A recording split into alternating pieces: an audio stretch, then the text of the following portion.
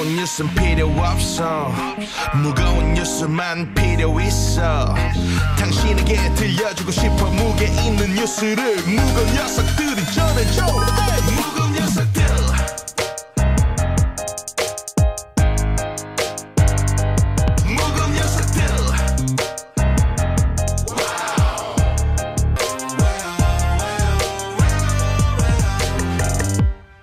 무거운 녀석들, 가벼운 뉴스는 가라. 무게 있는 뉴스만 골라서 전해드립니다. 무거운 녀석들. 무게 있는 뉴스 전해줄 무거운 녀석 두 분 나왔어요. 뚱커벨 인사이트 K 배정찬 수장입니다. 안녕하십니까. 시사계 선덕여왕 박연미 기자 등장합니다.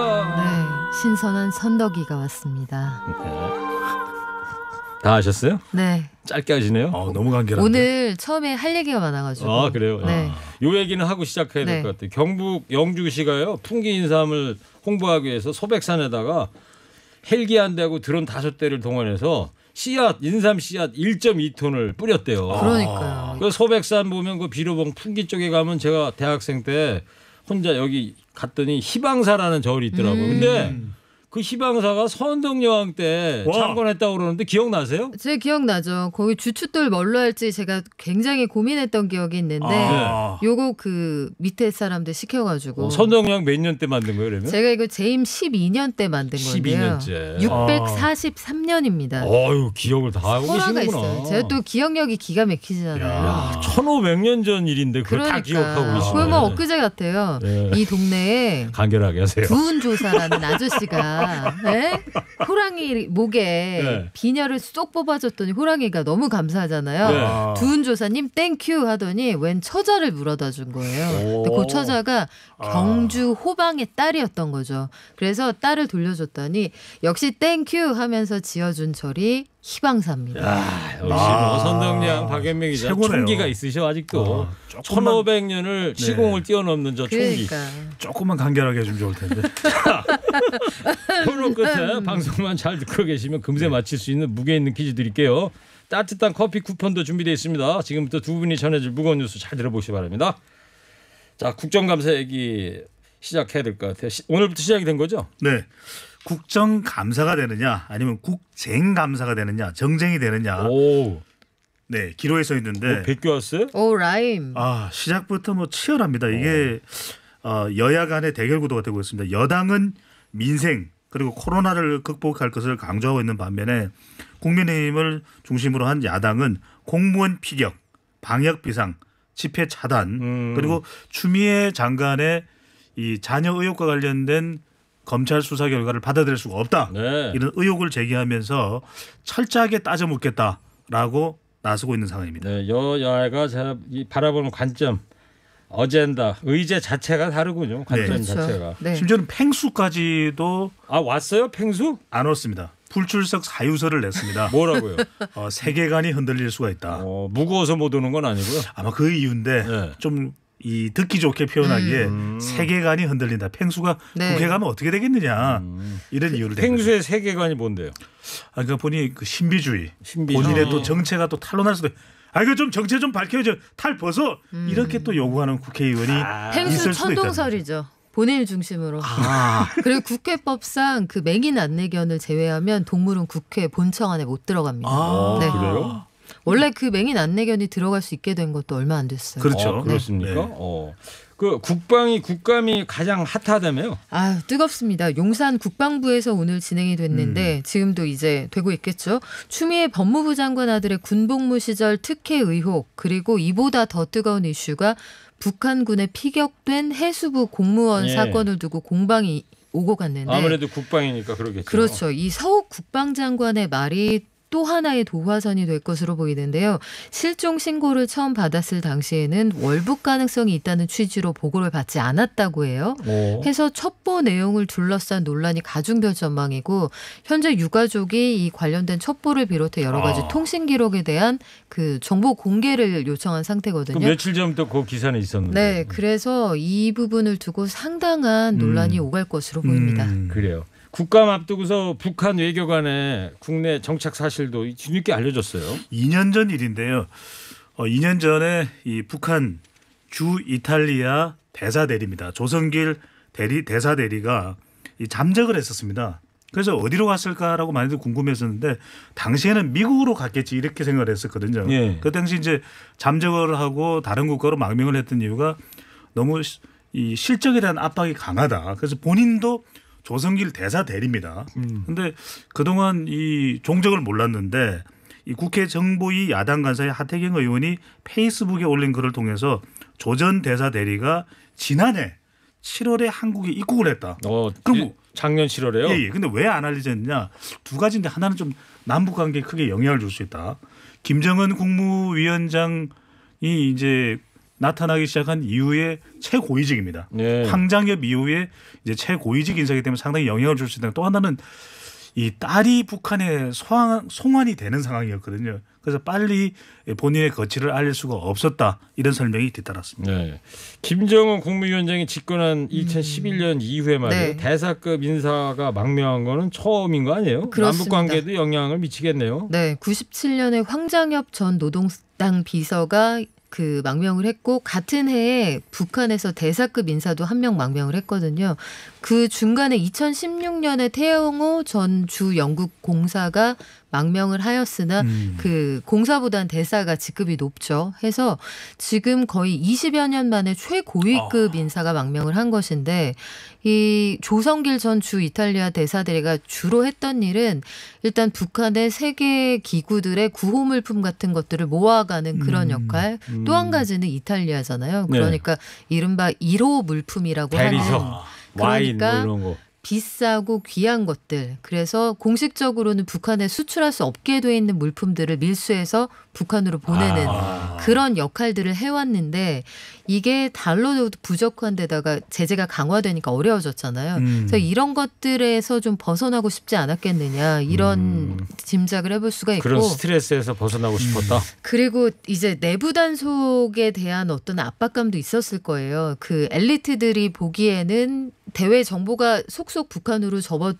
들어오고 하니까 내부 단속으로 입을 막기에는 엘리트들이 접한 정보가 너무 많았던 거죠. 네. 그래서 이분도 75년생이고 4개국어를 한다고 합니다. 해서 부인도 평양 의대를 나왔고요. 예. 여러 가지 상황이 좀 종합된 걸로 보이네요. 북한 내 아주 엘리트 인사군요. 그런데 그 북한 입장에선 굉장히 긴장되는 사건이잖아요. 아마도 당분간은 대남 비난 수위가 좀 높아질 것으로 그럴 보입니다. 수밖에 없을 것 같아요. 75년생이면은 우리 뚱커벨보다는 4년 미치네요. 예. 네. 근데 4개국 하는 거는 그 똑같잖아요. 공통점이 있네요. 그렇죠.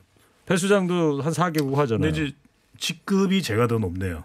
왜요? 밥사위원장이니까 네. 밥은 제가 더 먹으면 정치권에는 간결하게 먼저 그래서 국정원은 정확하게 확인을 아직 안 해주고 있다고 네. 합니다. 아 네. 그렇습니까? 네. 예. 네. 선정여왕 배경음악이 나오고 있습니다. 오늘 저 메이저리그 미국 프로야구 최지만 선수가 이제 4번 타자로 오늘 나왔잖아요. 템파베이 레이스. 네. 양키스. 오늘 양키스하고 2차전인데 이겼어요. 와. 최지만 선수가 뭐 안타를 치거나 홈런을 못 때렸는데 5전 3승이잖아요. 네. 이제 1승 1패가 됐으니까 아직 월드 시리즈까지 갈 길은 멀지만은 최지만 선수 아주 최고의 무대에 네. 서서 국민을 좀 위로했으면 좋겠어요. 화이팅. 이 미국에서 이 방송을 TBS가 하잖아요. 서울에서는 역시 또 TBS가 허리케인 라디오 방송하고 있고. 그렇죠. 이 TBS가 공통점이 사실 그거예요. 일본에도 있어요. TBS가. 네, 민영 도쿄. 방송. 됐어요. 네. 네, 거기까지 하시고.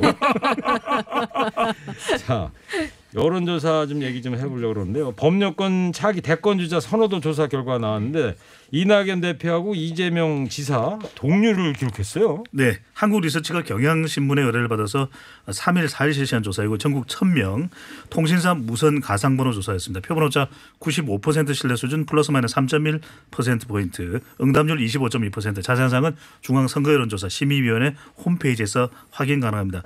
나와도 이렇게 나올 수가 있나요? 이 추석 어떻게 나왔어요? 연휴 막바지에 조사 결과인데 네. 이낙연 24%, 네. 이재명 24% 동률이었습니다. 뜨아. 네. 유시민 노무현 재단 이사장이 3%, 정세균 국무총리 우리 인터뷰를 네. 했었죠. 김부겸 전 의원, 심상정 정의당 대표가 2%, 김경수 경남지사, 김두관 민주당 의원이 각 1%로 나타났습니다. 예, 이런 아니 여론조사 전문가시잖아요. 네, 이거 24% 이게 동률을 이루는 경우가 있어요? 참 뭐 드문, 오차 범위에서 뭐 그렇죠. 접전을 벌인다 이런 얘기는 드문 들었어도 일이죠. 이게 정말 딱 이렇게 나올 수가 없는데 그냥 절묘하네요. 말 그대로 네. 추석 막바지에 실시된 이 조사에서 네. 민심은 동점을 일단 줬습니다. 야. 이 여론조사 전문가로서 어떻게 풀이를 하십니까? 그만큼 치열하다. 치열하다. 아직도 누가 앞서고 있지 않다. 앞으로가 더 중요해 보입니다. 이 별로 딱 와닿는 얘기가 아닌 것 같아요. 저도 할 수 있는 얘기인 것 같은데요. 그거. 왜 주사위 그래요? 하나 꺼내드리려다가 네. 조금 있다가 하는 거 봐서 예. 예. 아직 뭐 대선까지 이제 갈 길이 멉니다만은 민주당 지지자하고 외부 유권자 사이에 온도 차가 좀 크다면서요? 이것도 좀 흥미로운 조사 결과였는데 같은 여론조사에서 민주당을 지지한다고 답한 사람 중에서는 이낙연 대표를 지지하는 사람이 더 많았습니다. 네. 이낙연 대표를 지지한다 46%였고요. 이재명 지사를 지지한다 27%였는데 나머지 정당 지지층이나 나는 아직 지지하는 정당이 없다 이렇게 답한 사람들 가운데서는 이재명 지사가 이낙연 대표를 또 근소한 차이가 아니에요. 꽤 큰 차이로 앞섰거든요. 네. 그러니까 당 내에 그 민심하고 당 밖의 민심 차이가 난다는 건데 그 광화문 집회나 재난지원금 관련해서 이재명 지사가 그동안 민주당 지도부나 청와대하고 다른 소리를 내왔잖아요. 네. 이에 대해서 지지층이 어떻게 보고 있느냐 그걸 좀 볼 수 있는 조사 결과였습니다. 네. 마음을 못 정한 사람이 많아서 저 앞으로 결과는 얼마든지 뒤집힐 수 있는 거죠. 그건 그렇고 선덕 박현미 기자가 더 낫네요. 뭐가? 아니 분석이 더 나아. 그러니까 이재명 지사는 좀 이제 폭이 넓다면 네. 이낙연 대표는 더 깊이 쑥 들어가 있는 예. 대표 효과는 그래도 맛을 본 것으로 나타나는데 네. 선호하는 인물이 없다가 10명 중 한 4명 정도 되기 때문에 앞으로 또 제3의 인물이 나오는 것 아니냐 이런 전망도 나오고 있습니다. 네. 아직 모르는 거죠? 그렇죠? 네. 자 사탕 하나 드세요. 네. 잘했어요. 아주 참 잘했어요. 네. 네.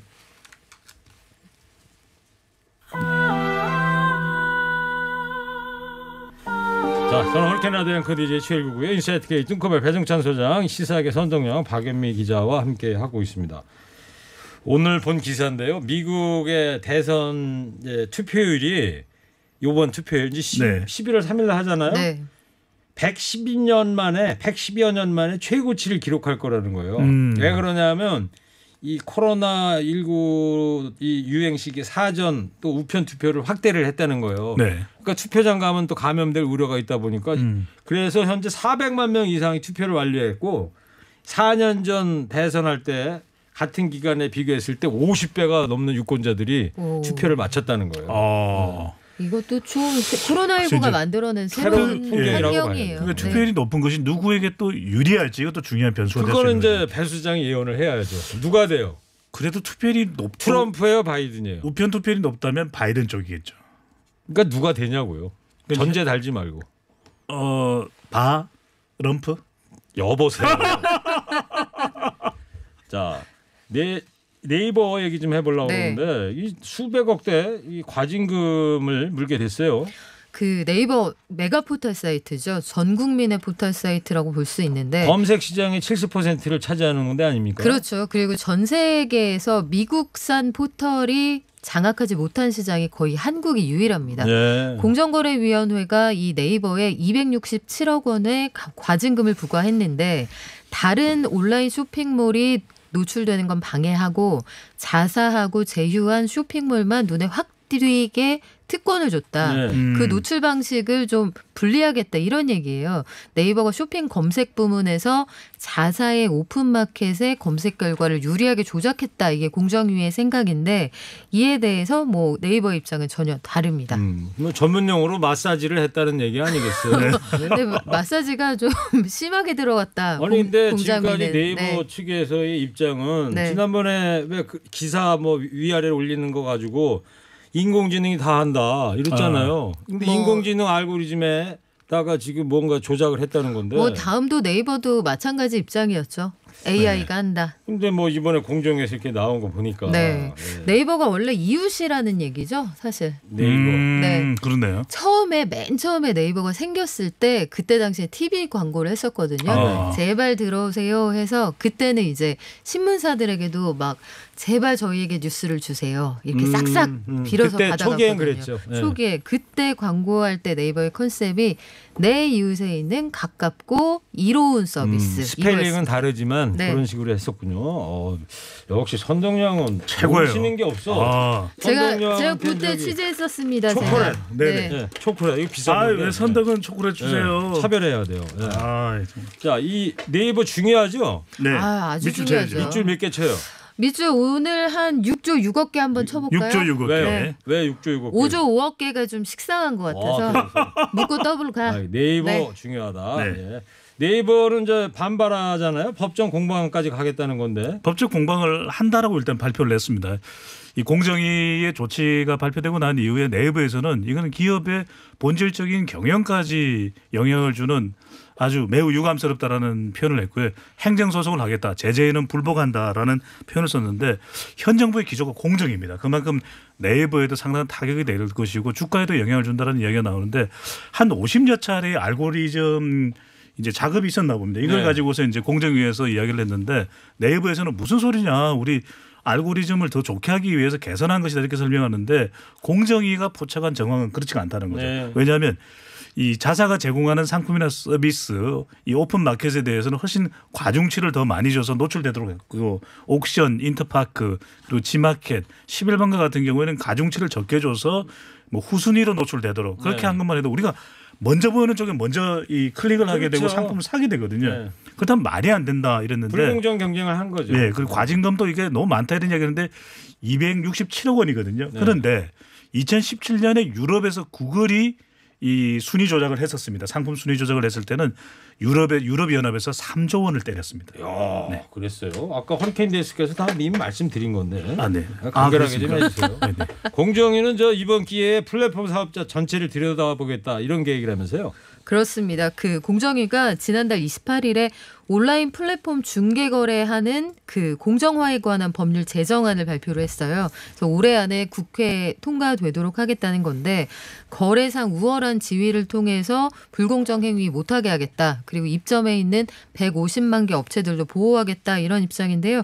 앞으로 어떻게 처리될지 좀 봐야겠습니다만 플랫폼 사업자라는 게 사실 중간에서 거간꾼들이거든요. 네. 그 물건은 이 사람이 만들고 돈은 이 사람이 내는데 중간에 연결해주면서 돈을 버는 거예요. 중재자.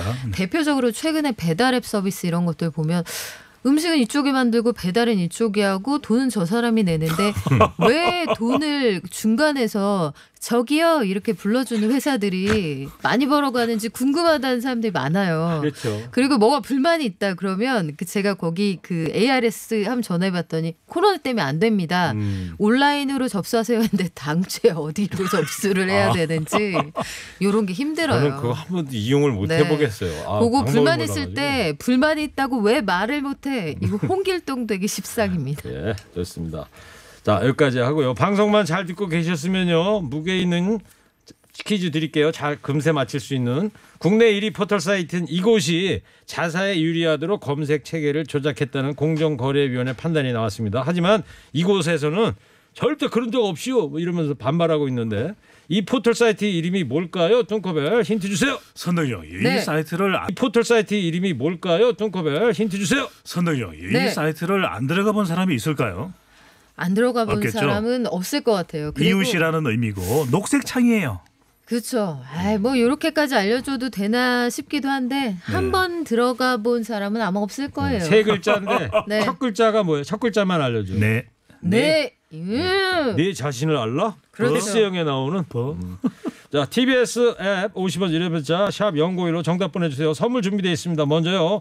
마음까지 편안한 소파 G2 가구에서 커피 기프트콘. 한도 화장품에서 스펠라 여성용 화장품 세트를, 더마 코스메틱 클라랩에서 멀티 시카 크림과 클렌징 폼을, 파크론에서 우리 가족 건강 지켜주는 워셔블 온수 매트를, 기초영어 대표 브랜드 영어가 안 되면 시원스쿨에서 왕초보 탈출 1탄 60일 수강권을, 전국 자동차 정비업체 판매 원바이오 케미칼에서 큐마크 품질 인증 엔진 세정 코팅제를 드립니다. 네, 됐습니다. 그리고 말이죠. 끝나기 전에 그 아까도 제가 잠깐 말씀을 시작할 때 드렸는데 음악계에 아주 큰 별이 졌습니다. 미국 하드록 밴드 가수이자 전설적인 기타리스트 에디 반 헤일런이 후두암으로 별세했어요. 55년생이시더라고요. 향년 65세인데 저희 허리케인 라디오도 이분 노래 중에 점프라는 곡 자주 틀어서 또 친숙하고 그러거든요. 저희도 또 가만히 있을 수는 없잖아요. 그럼요. 또 이제 김경래 PD가 특별히 또 좋아하시는 분이라 네. 무겁당 대표에서 예. 뚱커벨이 다녀오겠습니다. 어딜 다녀와요? 빈소예요. 빈소가 어딘데요? 캘리포니아 산타모니카. 세나모니카? 산타모니카. 지금 갔다 올 거예요? 바로 가겠습니다. 그러면 가는 김에 제가 좀 바꿔. 세계 최고의 앵커가 5만 원 가지고 10만 레몬트도 원은 좀 해야 돼. 전해줘요. 네? 그 핸드릭스 형이나 그 네. 산타나 형만큼 존경했다고 좀. 네. 제발 좀 두 분 간절하게 해주십시오. 하여튼 뭐 이 반 헤일런이 이제 네덜란드 출신이거든요. 네. 그래서 이제 네덜란드 반지라 이제 반 헤일런 그러는 거예요. 예. 그 제가 3년 전에 이거 시작하던 날 첫 오프닝 곡으로 반 헤일런의 점프를 김경래 PD가 틀어줘서 저희 허리케인 라디오하고는 정말 뗄래야 뗄 수 없는 그런 분이세요. 고인의 명복을 빕니다. 박연미 기자는 근데 부조 얼마 하실 거예요? 저도 한 신사임당 한 장 정도. 좋습니다. 알겠어요. 네. 자, 지금까지 오늘 무게 있는 뉴스들 무거운 녀석들이 전해드렸습니다. 인사이트 K 배정찬 소장, 시사 전문 선덕영 박연미 기자였습니다. 두 분 감사합니다. 고맙습니다. 고맙습니다.